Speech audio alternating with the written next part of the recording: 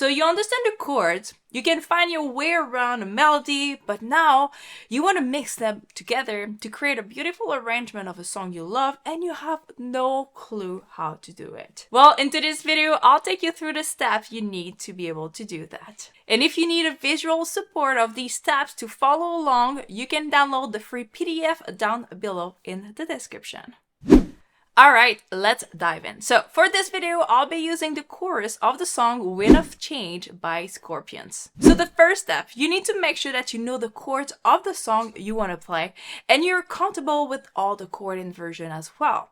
So before you get any further, you should ask yourself, can I play the chords of this song in different chord inversion? So to show you an example of this with the song Wind of Change, the chord we're going to be using is C major, C, E, and G. Then we have G major, G, B, and D.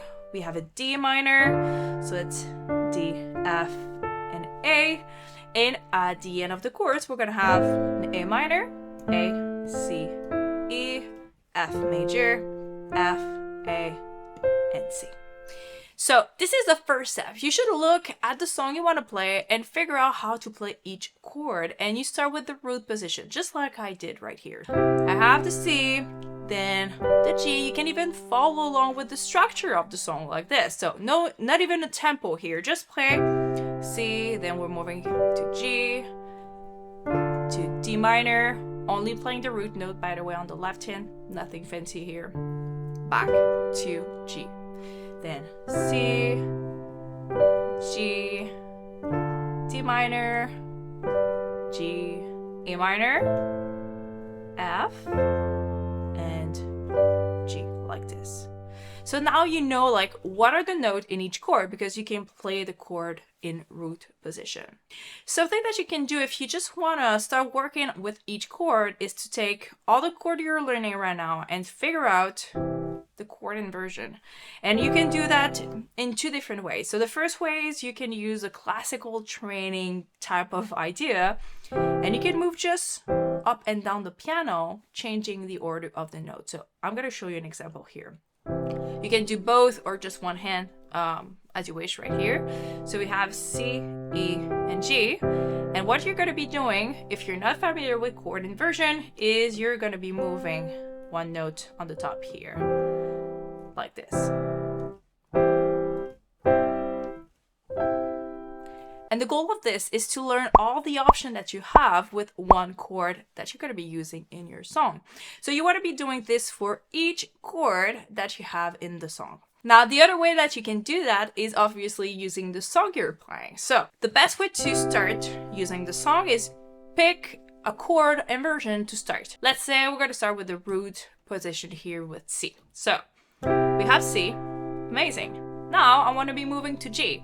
So instead of jumping to the root position of G, we're going to try to figure out the closest chord inversion of G. Let's use this one. All right, so I was from C going to G. Amazing. Now going to D minor. For D minor, we actually have two options. We could go higher here, or we could go lower here. Both work, so it's really depending on what you want to do. All right, so C, G. Let's say we're gonna go to this one, and we're back to G. Now we have C, G, D minor, G. Here we're gonna go to A minor. So for A minor, I'm gonna use this one, this chord inversion. We have F, and we go to G.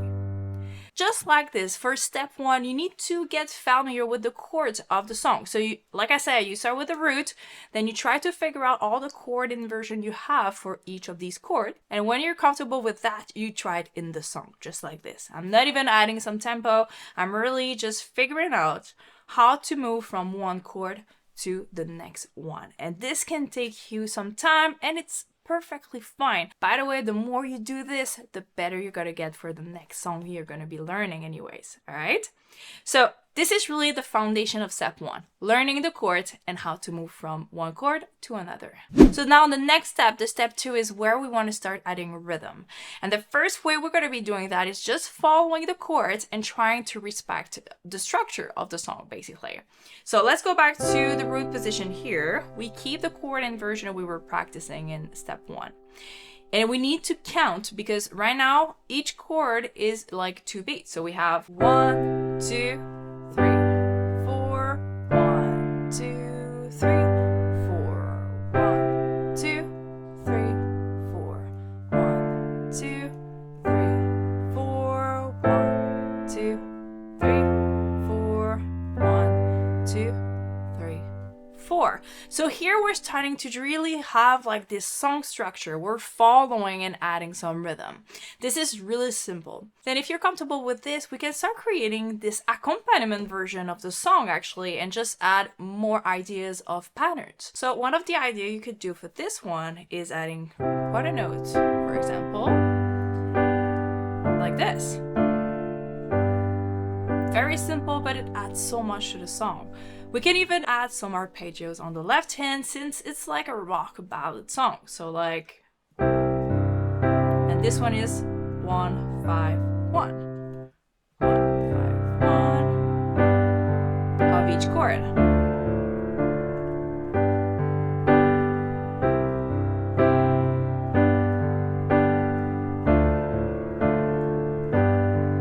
That's great. Now you even have a version of this song that you can sing along and just have fun with.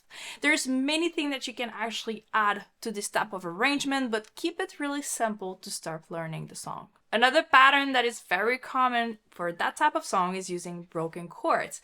So we could just use the chord we were having here and do 8 notes using broken chords. So it's E and G going to C, which is the root note. So you take the chord and you break it in 2.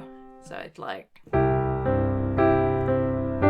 just same thing here. So it's the same chord as earlier, but I'm just using this broken chord pattern. You need to adapt it.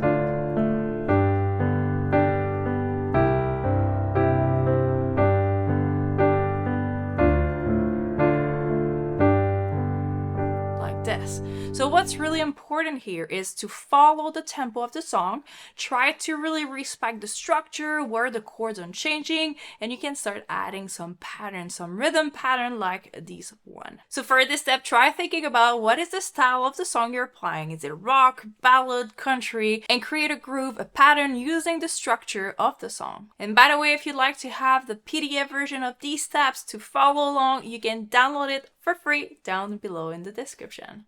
Now, if you're just looking for a way to sing along and create a piano arrangement, you could only focus on step 1 and 2.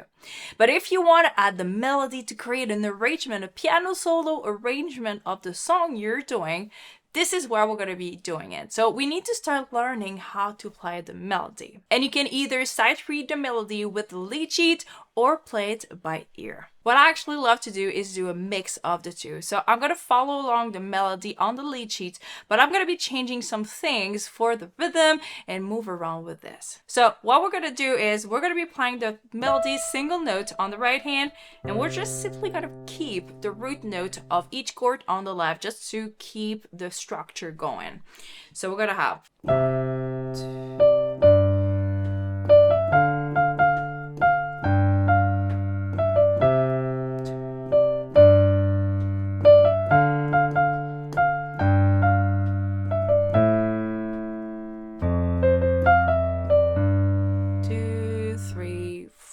So as you can hear, I'm not doing the same rhythm as on the sheet music, but you can still know what is the song that I'm actually playing. And this is the power of creating your own version of this song. So starting from here, I'm doing 2 8 notes here instead of 16th note. And it's fine because we can still recognize the song I'm playing. So 1, 2, 3.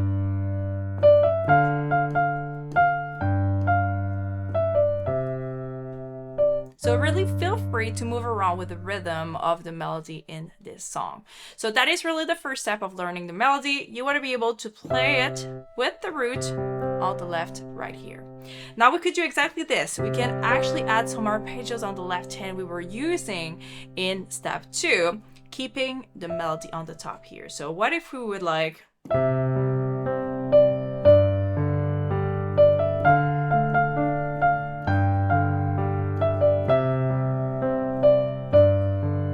So now it feels more complete. We have more harmony going here.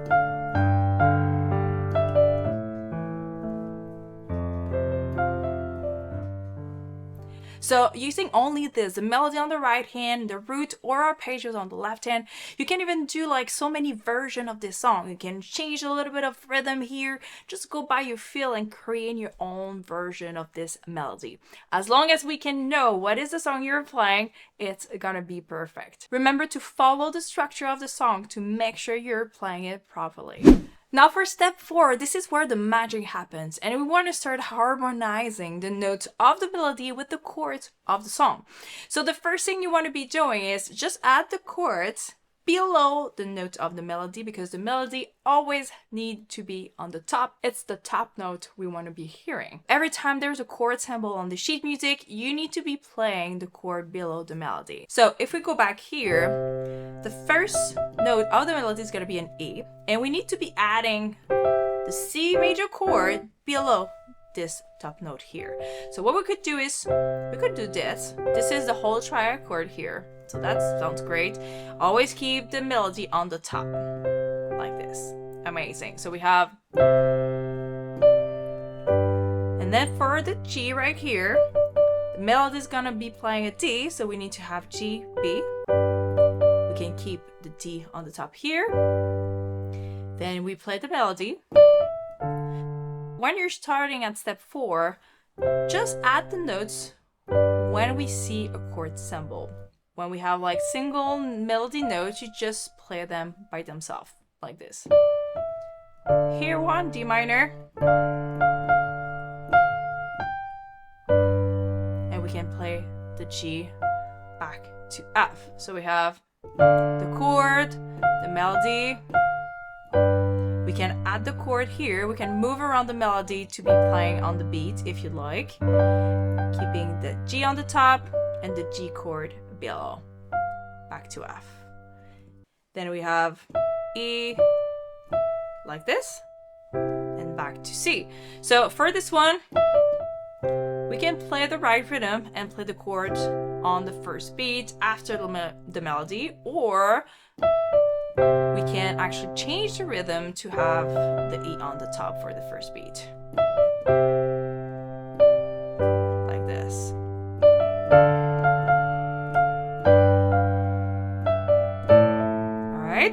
Now for the A minor here, the melody is playing the 4th of A, so it's gonna be a D. So we can add E and A below, and the melody is actually moving up here.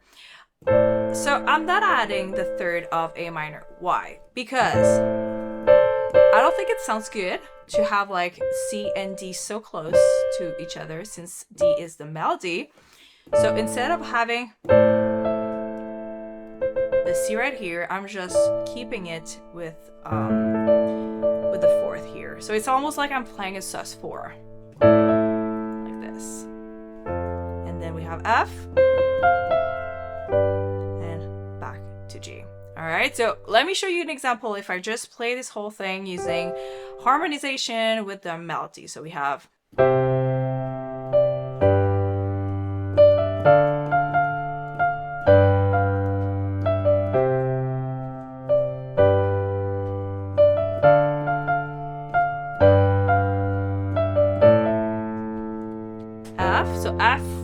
no melody below, so I play the chords and I can play the melody right after, right here.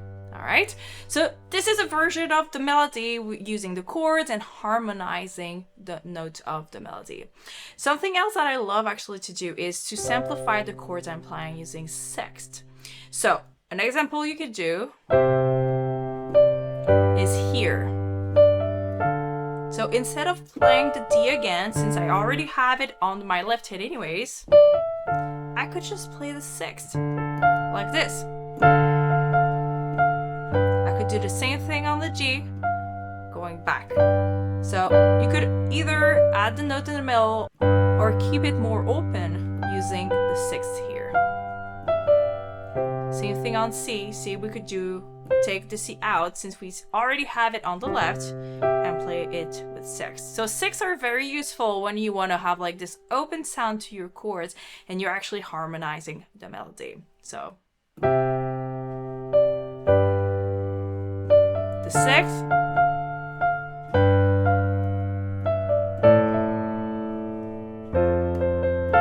same thing here,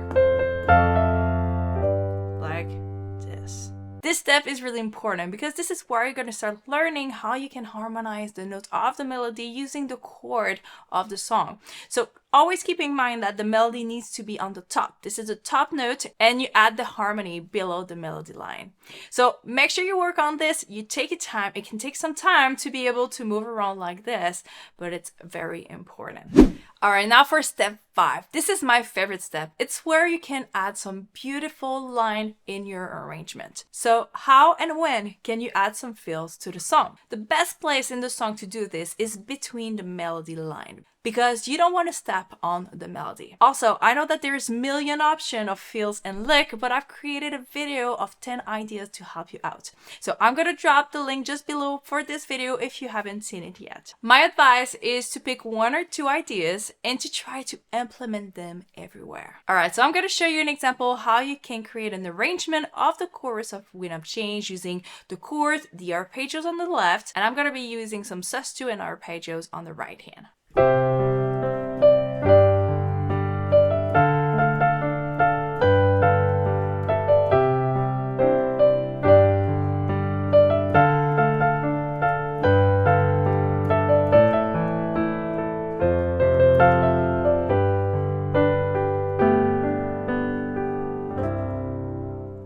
Alright, so let's talk about what I just did here. So I started with basically the chords we were talking about. So the harmonization on the melody right here. And I'm adding the arpeggios on the left. We've talked about it in step 2. So it's 1, 5, 1. Very common arpeggio I loved using. So we have 1. And here, same thing, I'm using the chord of G. You can add the octave if you like, or just keep it in the triad chord. It works for both. So we have something that you can do here instead of playing only the melody is adding a little bit of the note of the chord. So that's why I added the A. So you can do this, or you can just play the melody and go into the sixth right here. So we have.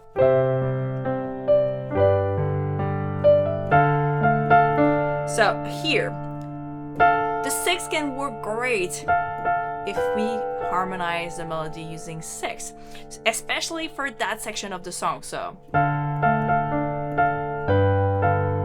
I'm basically playing the whole melody using 6 here. A and F, going to B and G.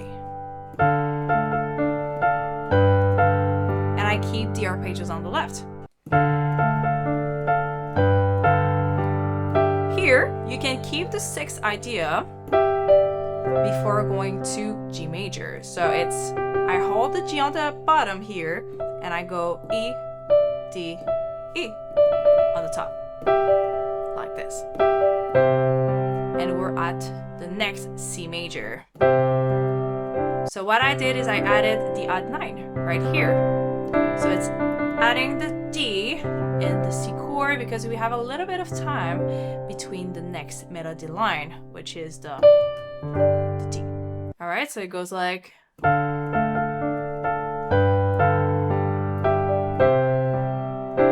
Like this. The G major chord. Same thing. All right, so this section was the same. And when I get to A minor, same thing, I'm using what I told you. So A and D. And here you have some time if you want some arpeggios. You can add either on the left or on the right hand. So I'm using the notes of A minor to get to the F major chord. chord right here. And we can go back to the 6.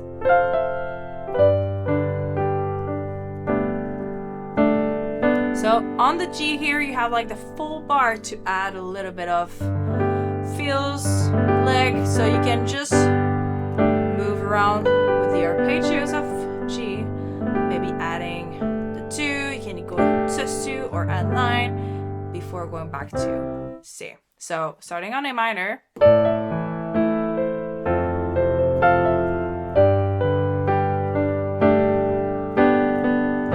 and we go back to the beginning if you're applying like the repeat over here. All right, so this is pretty much what I did. So it's a mix of harmonization with the melody. I have my arpeggios on my left, and then when I have some time between the melody line, I can add some arpeggios. I can even add like the sus2 or an add 9 chord to create harmonic movement in the middle. So like I mentioned before, there's many options here that you can do, but just pick 1 or 2 that you like. It could be only using the sus2 and try adding it everywhere as much as you can. Eventually, you're going to start developing your own style, your own personality in your accompaniment. All right, thank you so much for watching. And if you've learned anything valuable from this video, please subscribe to the channel and like the video. It will help the channel grow to have more keyboard players just like you. All right, bye for now.